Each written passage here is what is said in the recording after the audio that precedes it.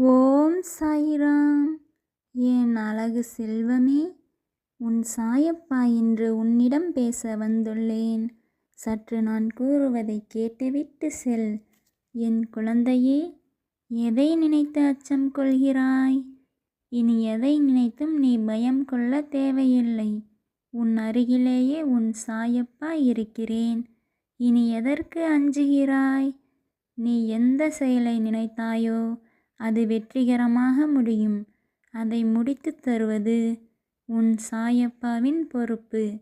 நீ எந்த செயல் செய்தாலும் அதை காரணத்தோடு தான் செய்வாய் என்று உன் சாயப்பாவிற்கு தெரியும். நான் அதை கண்டிப்பாக நல்ல விதத்தில் முடித்து தருவேன்.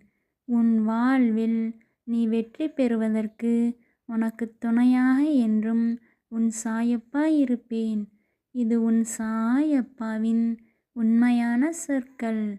ஜெய் சாய்ராம்.